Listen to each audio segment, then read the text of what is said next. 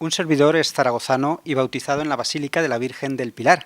Nuestra Señora del Pilar es patrona de la hispanidad. Siempre, pues, todos sabemos más o menos lo que es la hispanidad, ¿no? Nuestros hermanos de Hispanoamérica, pero estamos aquí con un experto en hispanidad que nos va a hablar propiamente del término. Estamos con don Miguel Ayuso, experto, entre otros muchos temas, de la hispanidad.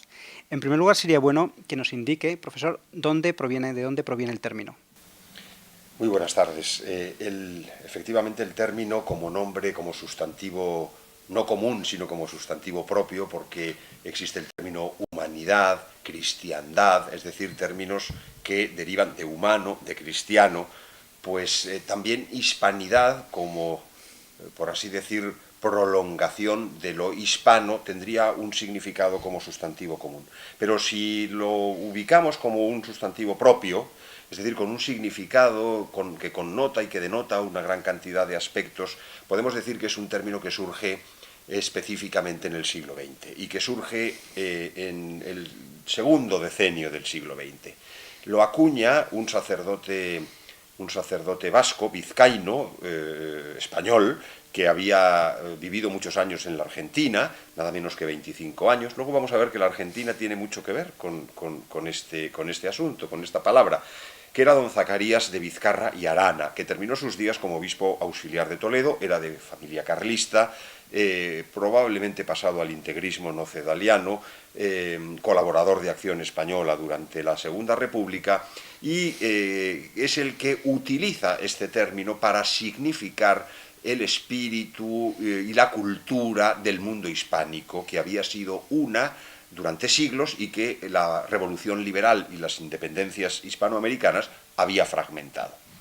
Es don Zacarías de Vizcarra y Arana quien acuña el término en este sentido propio. Él modestamente decía que él no había inventado nada, que él lo había descubierto, quizá por la operación lingüística que yo acabo de explicar sucintamente y que es cierta. Como término común no es nuevo, como término propio sí lo es. Antes de profundizar en la hispanidad, vamos a hablar de los máximos exponentes, los dos máximos exponentes. Es difícil seleccionar, pero probablemente desde el punto de vista temporal, es decir, si nos fijamos de cuándo surge el término, pues hay dos grandes personalidades del mundo español peninsular, porque si nos fuéramos al mundo ultramarino podríamos encontrar probablemente también importantes representantes, pero es verdad que durante los años 30 y todavía durante los primeros años 40 hay dos grandes personalidades de la vida cultural española peninsular que difunden extraordinariamente este término. Son Ramiro de Maeztu y Manuel García Morente. Y tienen trayectorias, son muy singulares y este es un término, es una pena, no tenemos mucho tiempo probablemente para esto, pero daría para un programa evocar la trayectoria de estas dos figuras que no son paralelas en modo alguno, sino que de alguna manera son convergentes. Digo que no son paralelas porque Maeztu es un escritor de la generación del 98, perfectamente conocido, pasa por una fase descreída en su vida, pasa por una fase en la que se preocupa por el socialismo fabiano, pasa por otra fase en la que le toca el mundo, ya le toca propiamente la experiencia de España, y luego cuando se hace más católico, porque él siempre decía que convertirse del todo nunca había tenido que convertirse del todo porque siempre había conservado algo de fe, de tal manera que cuando se hizo más católico, como le gustaba decir, pues precisamente lo hace a través de ese libro monumental que es La defensa de la hispanidad, donde explica de una manera interesantísima cuáles son los grandes rasgos de la cosmovisión hispánica, y hasta el punto de terminar centrándolo en una frase que uno podría decir, pero esto es pura teología, ¿cómo ubicar un tema cultural como el de la hispanidad en un tema tan teológico? Que lo toma del dominico,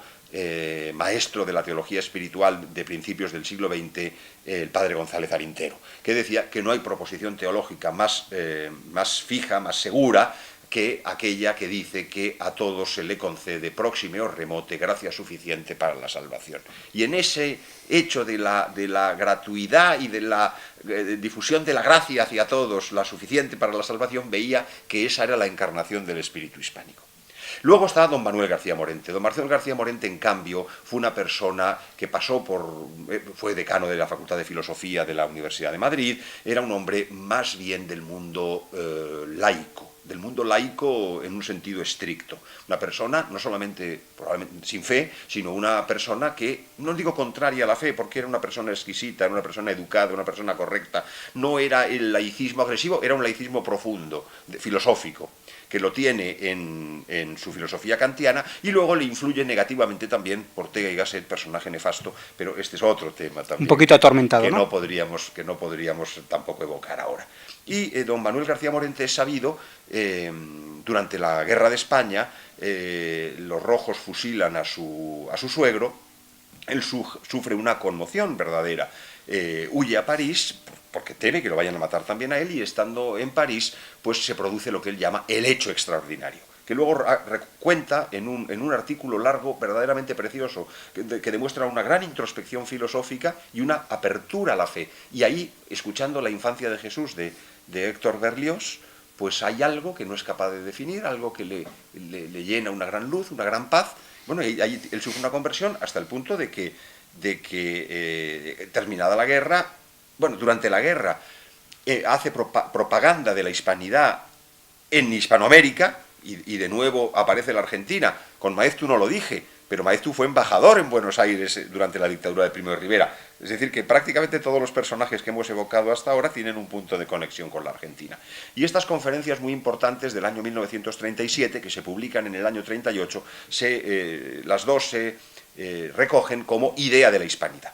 Luego entra en el seminario para ser sacerdote, llegará a ser ordenado sacerdote, y descubre y desarrolla este concepto de hispanidad a través de un texto precioso, que es un discurso pronunciado en el año 1942, que es Ideas para una filosofía de la historia de España. ¿Por qué son importantes Maeztu y Morente a su modo? Bueno, pues son importantes porque los dos descubren de maneras diferentes cómo la hispanidad está ligada a la cristiandad y cómo la europeización es un imposible histórico. La primera de las tesis es clara, es en el fondo, procede de la escuela Menéndez-Pelayana, esa idea de la historia de los heterodoxos españoles, de cómo España ha sido modelada por la fe y cómo el mundo hispánico ha sido modelado por la fe. Pero no una fe individual, sino una fe comunitaria, operativa, ¿no? Eso es la característica esencial, una especie de corpus mysticum. Y en segundo término, frente a esta idea de la hispanidad se encuentra la Europa laica, la Europa coexistente, la Europa que en el fondo es de derivación protestante. Y entonces, por eso la europeización de España, decía García Morente, era un imposible histórico. Bueno, hoy podríamos decir, claro, hoy España ha sido puesta al nivel europeo, luego por tanto hoy está europeizada, y como está europeizada, está descristianizada, porque la descristianización es un fenómeno paralelo a la europeización. Bueno, podríamos seguir con otras muchas más cosas, pero yo subrayaría para terminar cómo el tema de la fe comunitaria se ve con claridad para alguien que pasa del laicismo a la fe. Es el caso de García Morente. García Morente era un kantiano. Por haber recibido la fe, por haber aceptado la fe y la gracia, tras su conversión, don Manuel García Morente no deja de ser kantiano, sigue siendo kantiano. Empieza a luchar para dejar de serlo, empieza a estudiar a Santo Tomás, intenta hacer una síntesis, pero es que la gracia no sortea la naturaleza. Y por tanto, la naturaleza filosófica de don Manuel era el kantismo. Y por tanto, para él era muy difícil superar el kantismo.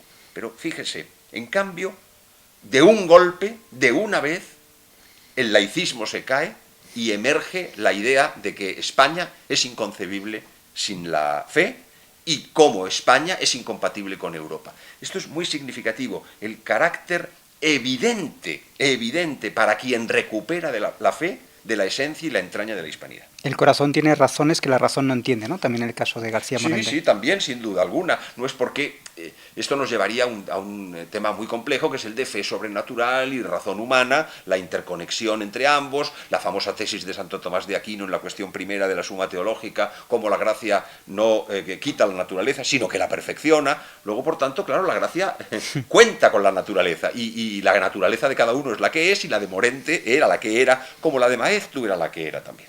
Después de la definición nominal, después de nombrar a sus máximos exponentes, vamos ahora con la definición real, que sintetice un poquito todas estas ideas.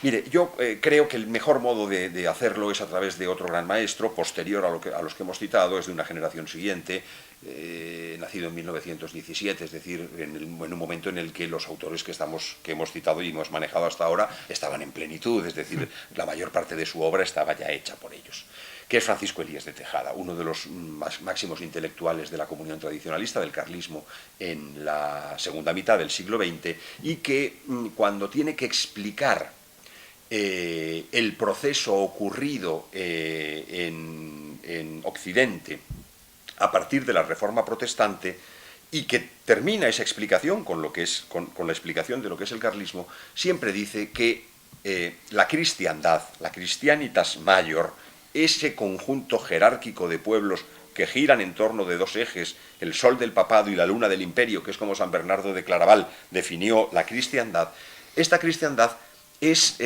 agredida entre 1517 y 1648 por 4 fracturas doctrinales que encarnan en una fractura histórica, podríamos decir. Estas fracturas doctrinales son la ruptura religiosa del luteranismo, Lutero, padre de la Europa moderna y por tanto asesino de la cristiandad, la ruptura ética del maquiavelismo, la ruptura política del bodinismo de Jean Bodin con el concepto de soberanía que acuñó, y la ruptura jurídica del hobbesianismo, Thomas Hobbes, inventor del contrato social que luego desarrollará Rousseau, ¿verdad? Estos 4 conceptos, la idea de que la gracia y la naturaleza no van juntas, de que la fe y las obras no tienen nada que ver, seguida de la idea de que la ética no pertenece, de que la política no pertenece a la ética, de que no es una parte de la ética, sino que es independiente de la ética, ligada a la idea de que el orden político deriva de la voluntad del monarca, de alguna manera, de una manera absoluta, y que esa absolutivización de ese poder se llama soberanía, y ligado a la idea de que la comunidad política no tiene vínculos, digamos, que no sean voluntarios. Solamente lo consensual, solamente lo voluntario es lo que justifica lo político, que esto es lo que hace Hobbes. Claro, todo esto destruye la cristiandad. ¿Y qué surge en su lugar? Dice Elías de Tejada: Europa. También podríamos decir que el concepto de Europa es un concepto equívoco, en el sentido de que para otros Europa evoca a la Suma Teológica, el Dante, el gótico, pero también se puede decir, y probablemente con más razón, que desde otro ángulo evoca Lutero, evoca Calvino, evoca Rousseau, evoca la Revolución Francesa, la guillotina, el liberalismo, es decir, la revolución frente a la cristiandad, que evoca la tradición. Entonces, esta Christianitas Major, que es la cristiandad medieval, definida por San Bernardo de Claraval, se encuentra destruida en 1648, y esta es la quinta ruptura, la ruptura, por así decir, histórica, existencial, que es la Paz de Westfalia, que es en la que todo el orden imperial que ha intentado ser sostenido por Roma, de una parte, pero sobre todo por la monarquía hispánica, sobre todo, primero, cuando la monarquía hispánica está ligada al imperio, que es el reinado de Carlos I, pero después también son derrotados, y la Paz de Westfalia lo que instituye es un nuevo concierto de naciones-estado que están neutralizadas moralmente y que religiosas están arbitrariamente atribuidas a un culto, a través de la famosa frase cuius regio, eius et religio, esta es la religión del príncipe, esta es la religión del pueblo. Una confesionalidad de origen protestante que no es la adhesión de la comunidad política a la verdad, a la que se somete, sino que es la instrumentalización de una fe o de una creencia, según los casos, a la férula de un poder político determinado, que son cosas distintas. Bien, Elías de Tejada sostenía que a la caída de la cristiandad mayor, por la que España había luchado como nadie, casi más que Roma en algunos momentos, en otros con Roma y contra el mundo, fundamentalmente contra Francia, que en este punto, por mucho que sea la hija primogénita, no, predilecta es otra cosa, primogénita, porque cuando dicen fille aînée de l'Église es la mayor, porque Clodoveo se bautiza antes que Recaredo abandone el error arriano, ¿verdad? Aceptemos que es la fille aînée de l'Église, pero no la predilecta, porque de alguna manera España, diciéndolo en francés, la fille aînée, la Francia, la fille préférée, la predilecta, yo creo que debería ser España. Pero yo no soy nacionalista, de tal manera que estoy dispuesto a aceptar cualquier tipo de discusión en este punto. Pero le decía que esta lucha la sostiene España. Cuando acaba la cristiandad mayor, nos queda la cristiandad menor, la Christianitas minor. ¿Qué es la Christianitas minor? La monarquía hispánica. Es decir, que la hispanidad, de alguna manera, se corresponde con un deseo de conservar la cristiandad, que ya en todo el mundo no es posible, porque el error religioso del protestantismo, el error político del liberalismo que trae causa del protestantismo, han invadido el mundo, pues permanece en el mundo hispánico. Y luego llega un tercer momento, añade Elías de Tejada, que a mí me complace decirlo, y me complace recordar este punto, no me complace que haya ocurrido así, y es que en la propia España, fundamentalmente comienza a partir de 1700, pero es fundamentalmente después de la llegada de Napoleón y de la introducción del liberalismo, las Cortes de Cádiz, y luego la usurpación en 1833, la introducción del liberalismo y de la dinastía liberal, sostenía Elías de Tejada que España ya había dejado de ser Christianitas minor y que entonces había surgido el carlismo como una especie de Christianitas mínima, es decir, el resto del resto. España había sido el resto de la cristiandad y el carlismo queda como el elemento que continúa lo que fue la verdadera trayectoria de España. ¿Y qué quedaría hoy de la verdadera tradición? Vamos a ver, ese es otro problema diferente, porque si el carlismo sufre un gran deterioro en nuestros días, a mi pesar, pues habrá que reconocer que efectivamente lo que queda de lo que fue la hispanidad como cristiandad menor reducida a una cristiandad mínima, hoy es, siguiendo una famosa frase de Renan, el impío Renan, que decía, nuestros padres vivieron de una sombra, nosotros vivimos de la sombra de una sombra, ¿de qué vivirán nuestros hijos? Sí, es cierto que vivimos en un periodo que parece de fin de civilización, pero lo que está claro también es que nuestro Señor no abandona nunca su iglesia, no abandona nunca su pueblo, y que por tanto lo que hay que estar es estar confiados siempre en que en el momento oportuno llegarán los auxilios que precisamos, y mientras tanto cumplir con nuestra obligación, que es lo que tenemos que hacer. ¿Cómo podemos recuperar los grandes ideales de la cristiandad, de la hispanidad? Claro, los grandes ideales de la cristiandad y de la hispanidad como Christianitas minor, en una parte son religiosos, es la base, es la fundamentación de todo.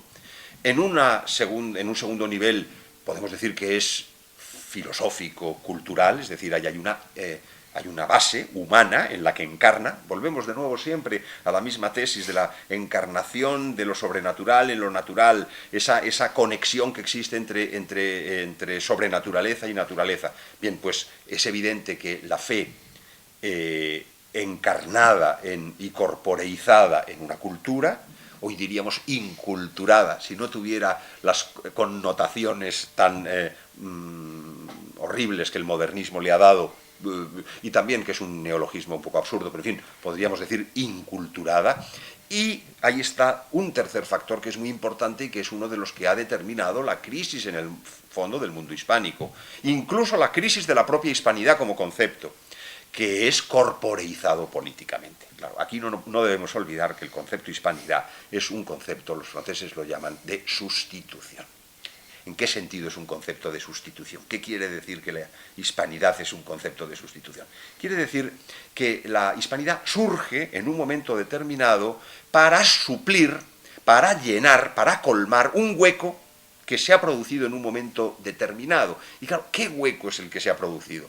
Es que la hispanidad es un concepto cultural lanzado por Zacarías de Vizcarra, arropado por Maeztu y por Morente, sí, y por otros muchos, de acuerdo, pero ¿qué es lo que había antes de que haya que empezar a hablar de hispanidad? ¿Qué es lo que había cuando no se hablaba de hispanidad y no era necesario hablar de hispanidad? lo que había era esa Christianitas Minor, es decir, la monarquía hispánica, es decir, el régimen político de los distintos pueblos españoles de ambos hemisferios.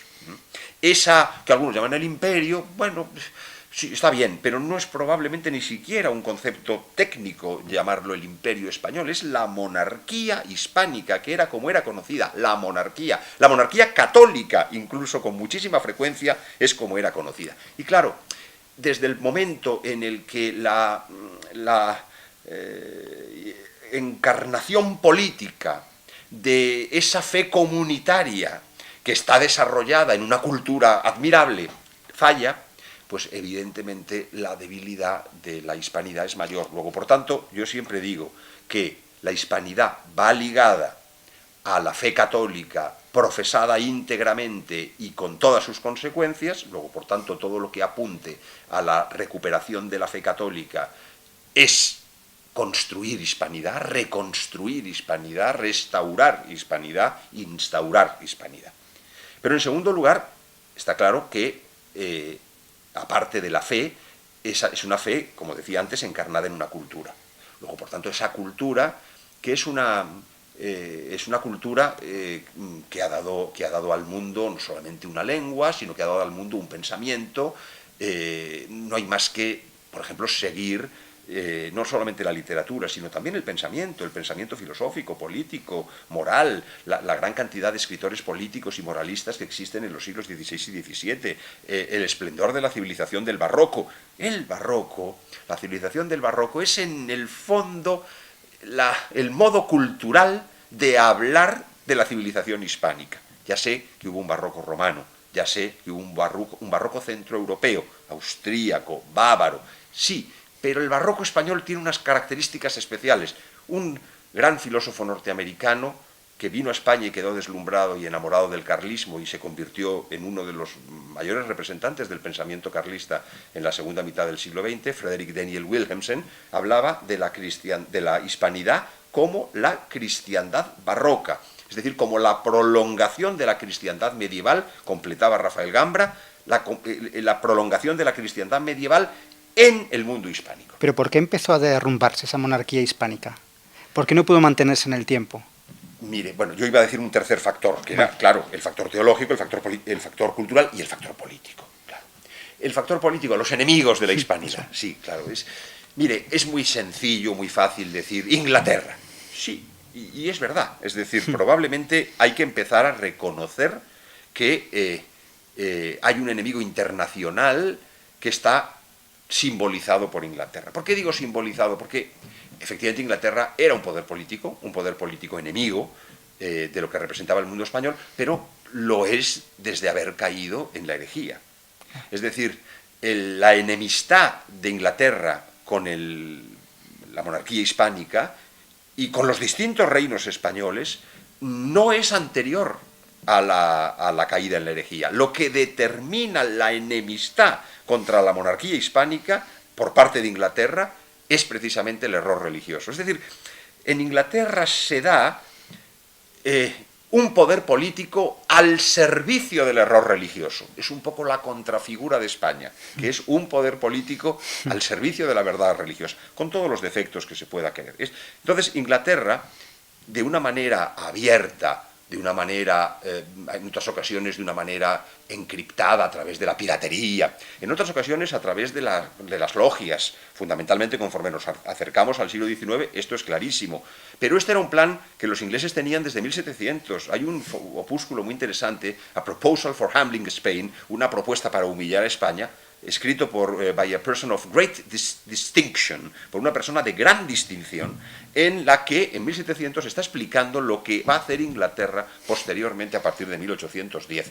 Lo que intentan hacer antes, pero después de 1810, aprovechando la invasión de la península ibérica por Napoleón y que el rey se encuentra secuestrado, aparte de los errores que cometa Carlos IV primero, Fernando VII después. Pero lo que hay ahí es un diseño clarísimo de las logias amparadas por Inglaterra para producir la independencia de los países hispanoamericanos bajo la máscara de Fernando VII. Es decir, al principio es por el rey que se encuentra secuestrado, pero luego se ve que no es por el rey, sino que ahí hay otro interés, porque Inglaterra tiene el interés de que ahí se produzca una fragmentación del mundo político hispanoamericano, porque Inglaterra tiene una pretensión colonial, no civilizadora. Y al ser colonial, tiene la mentalidad de factoría, y la mentalidad de factoría no requiere crear universidades, ni tener virreinatos, ni tener estructuras políticas como las de la metrópoli, que es lo que hizo la monarquía hispánica. No, le basta con tener sirvientes, con tener lacayos o con tener comerciantes a los que compran. Y esto es lo que ocurrió. La monarquía española muere agredida por Inglaterra y por las logias, pero porque era extraordinariamente débil, porque a lo largo de todo el siglo XVIII existen momentos de debilidad.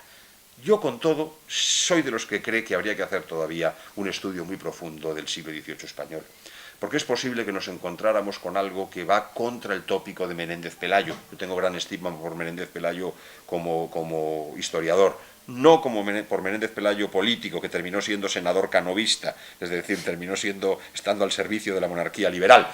Pero yo tengo gran respeto por Menéndez Pelayo, claro, como no podría tenerlo, cualquier hispanista en este sentido debe serlo, cualquier español en sentido profundo debe tenerlo. Pero Menéndez Pelayo da una imagen oscura del siglo XVIII, de la dinastía borbónica. La dinastía borbónica no es otra que la dinastía austriaca continuada por vía femenina a través de las infantas de España que fueron reinas de Francia.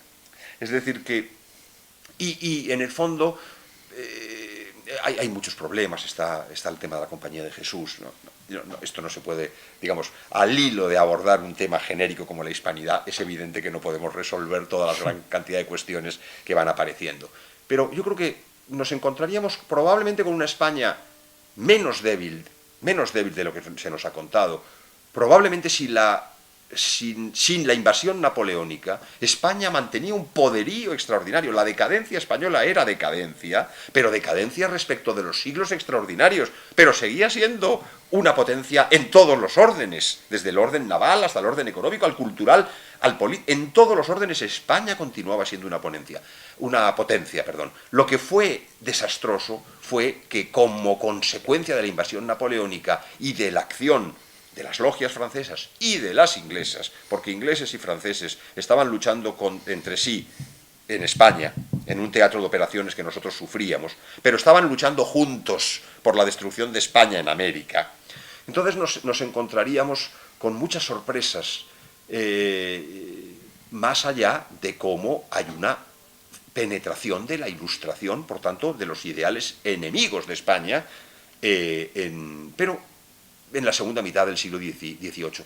Con todo, los que han estudiado la historia del pensamiento del siglo XVIII encuentran mucha escolástica, encuentran todavía mucha cristiandad, encuentran todavía mucho de lo que no hay en Europa. Es decir, como quiera que sea, hay un enemigo exterior y hay una coyuntura de debilitación total que es la invasión napoleónica. Y esto determinó la ruptura de la monarquía hispánica en las dos márgenes de la común nación, en la margen oriental y en la margen oriental, que es esta, y en la margen occidental, que es la americana. Porque no hay que creerse que el desastre de la historia política hispanoamericana haya sido diferente de nuestro desastre. Nosotros hemos sufrido un desastre semejante. Es decir, el liberalismo ha destruido, ha corroído la hispanidad en todas partes. Don Antonio Caponeto nombra siempre como un gran enemigo de la cristiandad el nominalismo, ¿no? Un poco como la base donde empezó todo.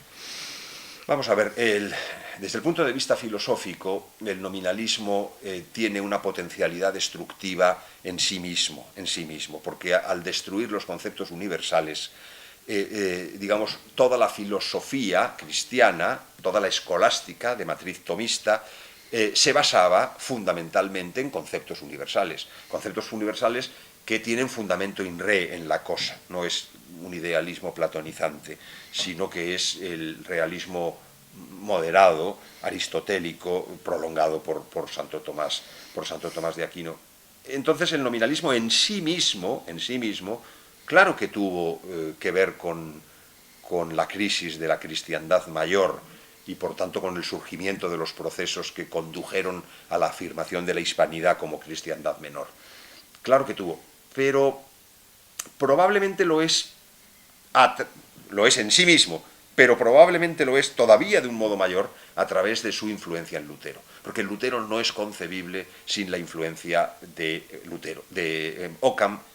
Perdón, Lutero no es concebible sin la influencia de Occam, de Guillermo de Occam, el principal de los teóricos del nominalismo. El propio Lutero se definía a sí mismo como de la facción de Occam, es decir, se declaraba a sí mismo como occamista, como nominalista. Y ya para finalizar y descendiendo al terreno práctico, después de tanta teoría, ¿no?, tan brillante explicación, vamos a pedirle que se dirija a las personas que vean este vídeo, tanto en España como en Hispanoamérica, para poder recuperar la cristiandad, ¿no?, que defiendan estos ideales, ¿no? ¿Cómo podemos en la práctica pues defender el carlismo, defender estos ideales, ¿no?, que parece que hoy en día está todo perdido? ¿Qué es lo que se puede hacer?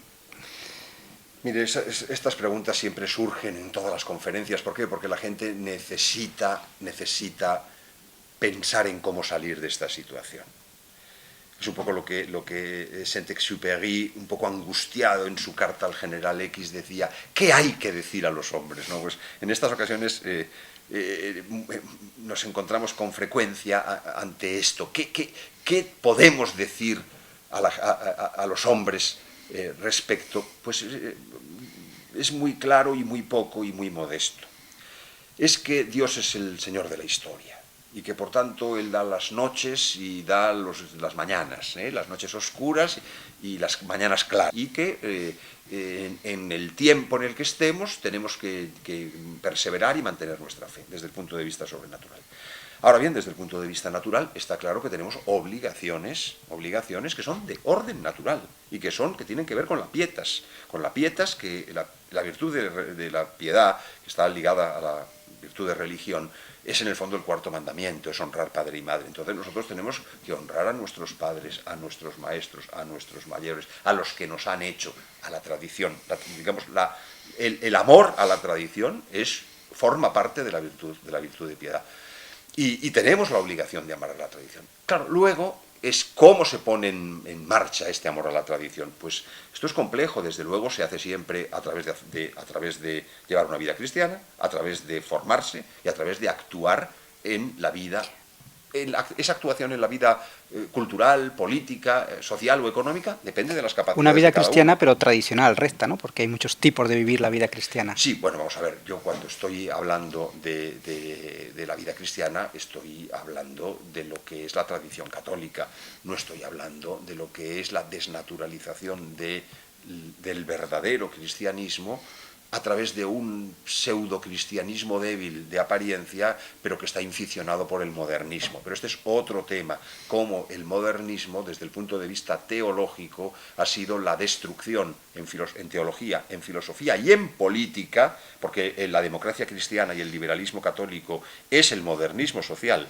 al igual que el hegelismo, por ejemplo, el hegelianismo es el modernismo filosófico, y cómo la destrucción de una gran cantidad de categorías de la teología clásica es el modernismo teológico. Esto nos llevaría muy lejos, nos remitiríamos a la Pascendi, a la famosa encíclica de 1907 del Papa San Pío X, y a su prolongación política, que es Notre Charge Apostolique, la que dirige a Marc Sagné y a los democratacristianos franceses para condenarles, como había hecho ya León XIII con anterioridad, porque la democracia cristiana fue condenada por León XIII. Es verdad que aceptó la utilización de la palabra democracia como demofilia, es decir, como acción benéfica en favor del pueblo.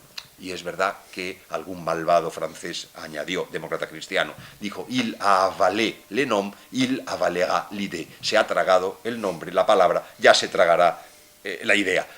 Bueno, en honor a la verdad, no se la tragó, aunque podamos discutir la estrategia política que siguió León XIII, pero este es otro tema enorme. Y ya para finalizar, ahora sí, la última pregunta, y también muy práctica y muy sencilla: ¿qué tendría que pasar para que en política, por ejemplo, el pensamiento carlista tenga representación, tenga al menos un escaño, ¿no? Porque parece que está como la batalla por perdida, ¿no? No, yo creo que en este momento las razones son varias, también, y complejas. En primer lugar, está claro que la sociedad española está profundamente secularizada. Entonces, el carlismo, que era 3/4 partes de España en 1833, media España en 1876 y todavía un cuarto de España en 1936, pues ahora, digamos, está muy reducido. ¿Por qué? Por la secularización. No hay que olvidar que la secularización es el fenómeno opuesto a la cristiandad. La cristiandad es lo contrario a la secularización. Entonces, donde crece la secularización y el mundo europeo, Europa como concepto, es lo contrario a la cristiandad, luego es secularizadora, ha producido una secularización profundísima de todas las estructuras políticas, sociales, culturales, etc. Luego, por tanto, ahí hay una base social muy disminuida. A partir de esa base social muy disminuida, luego tenemos que tener en cuenta lo que es, digamos, los instrumentos concretos de la vida política en cada uno de los países. Si hablamos en España concretamente, pues la legislación electoral, ¿no? Está claro que una legislación electoral como la española impide a cualquier grupo muy pequeño a tener ninguna posibilidad nunca de acceder digamos, Pero la política no solamente es la política electoral, la política es todo, ¿no? Hay una prepolítica, que es la cultura, y la política también es la política municipal, es la política de la presencia, del apostolado, del ejemplo. Ya sé que esa es una política que se nos queda corta cuando vemos la cantidad de problemas que se suscitan en el mundo político nacional e internacional, donde se juegan los grandes problemas. Ya lo sé, ya sé que contentarse, pero nosotros lo que no podemos pretender es dos cosas. La primera, cambiar la situación. Para atacar una situación es necesario reconocerla. Si nosotros seguimos diciendo la primavera del Concilio Vaticano II, así nunca comprenderemos nada. Si nosotros decimos hay un problema, entonces podremos acertar o no en el diagnóstico y en la terapéutica. Pero si nosotros negamos la existencia de la enfermedad, es que no se puede diagnosticar. Si no hay enfermedad, ¿qué hay que diagnosticar? ¿Y qué hay que curar? Nada, ¿no? Pero esto sirve, he puesto un ejemplo eclesiástico, esto sirve también para todo el ámbito político. El reconocimiento de la realidad es el punto de partida de cualquier cosa. Pero, segundo, lo que ocurre es que el reconocimiento de la realidad no implica la aceptación de la realidad. Entre otras razones porque la realidad no es inmóvil, no es fatal, no hay un hado fatal que hace que esto vaya a ser siempre así. En política, la política es extraordinariamente voluble, volátil, flexible, fluida. Es muy difícil pensar que lo que hoy vemos como estable lo vaya a ser definitivamente. Lo hemos visto 1000 veces a lo largo de la historia. Pedro Martínez de Anglería, uno de mis maestros, Eugenio Vegas Latapie, fundador de Acción Española, lo repetía siempre, decía: juega el rey, todos son tahúres; estudia la reina, todos estudiantes. El papel que tiene del ejemplo de los gobernantes. Cuando los gobernantes son corruptos, pues la sociedad también se corrompe. Ya sé que los liberales tienden a decir, no, es que como la sociedad es corrupta, los gobernantes son corruptos. Probablemente son verdad las dos cosas, pero en ese juego de movimientos tiene mucha mayor importancia la corrupción de las élites, porque las masas lo que hacen es seguir a las élites naturalmente, y las masas siguen a las élites corruptas, y las masas suben y ascienden y se alzan con élites santas y con élites. Y este es el gran tema de nuestros días, uno de los grandes temas. Muchas gracias, profesor Miguel Ayuso, por esta explicación sobre la hispanidad. Ha hablado de muchos temas en profundidad. Vamos a pedir a la Virgen del Pilar, patrona de la hispanidad, que nos dé luz para comprender estos conceptos y, sobre todo, fortaleza para vivir en consecuencia, para vivir con coherencia de vida y dar la vida, si es preciso, por la cristiandad y por la hispanidad.